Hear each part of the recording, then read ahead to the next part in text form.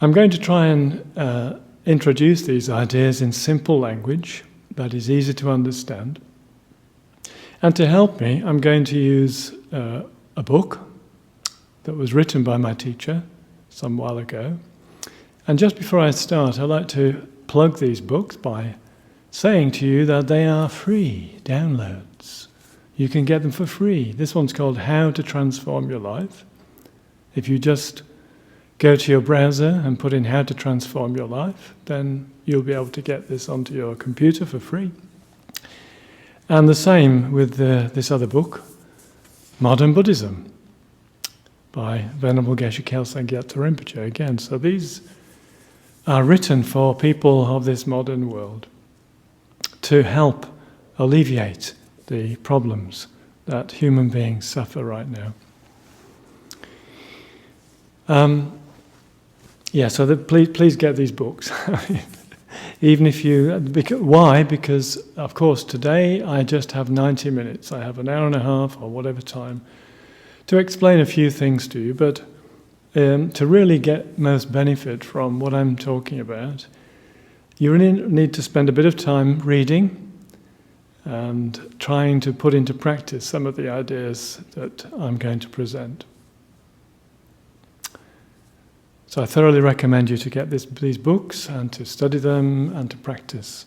And if you do, if you put them into practice, it is guaranteed that your difficulties will reduce, your problems will reduce.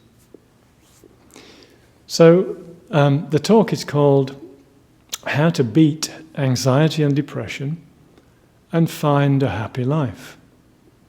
How to beat anxiety and depression and find a happy life. And I think nowadays doing this is probably at least as important as overcoming physical illnesses and diseases. It may even be more important. It seems there are so many millions of people now suffering from difficulties to do with their mind. Their mind is unhappy. Sometimes it expresses itself as anxiety, sometimes as depression. So what are these two conditions that I'm talking about? Anxiety, I think we all know anxiety. It is a state of mind where we are preoccupied, or we are obsessed, or we are worried about something that is going to happen in the future, and we're not sure exactly what is going to happen, and we're concerned that we will experience suffering if we don't figure it out. So we're constantly thinking about this future event. And of course this is a normal thing. Someone like me coming to give a talk, I worry a little bit about giving the talk. But then once the talk's over, there's no reason to worry any longer. But if I make this into a habit, if I worry about the next thing I'm going to do, and I worry about the next thing, then eventually I can become in this state of mind that is thinking too much. The mind is overexcited, it's too busy, and my body and my mind are tense, nervous, I'm unhappy. I can't relax, I can't be happy. So these are some of the characteristics of anxiety. And anxiety, of course, goes from extremely severe states of anxiety to just minor states of anxiety. And the same is true with a condition, we say condition, I don't know what you call it, but depression. Everyone says depression these days. Depression also is something most of us are familiar with one way or the other.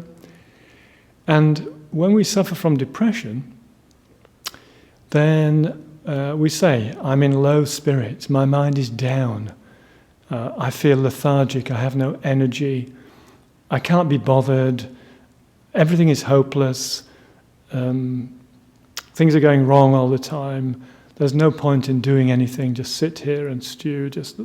So depression is characterized by a sense of hopelessness and maybe even a feeling of having been crushed or broken by the events of life. You know, things happen in our lives and then afterwards we have this depression feeling, meaning that we feel broken, we feel there's something completely gone wrong with our life.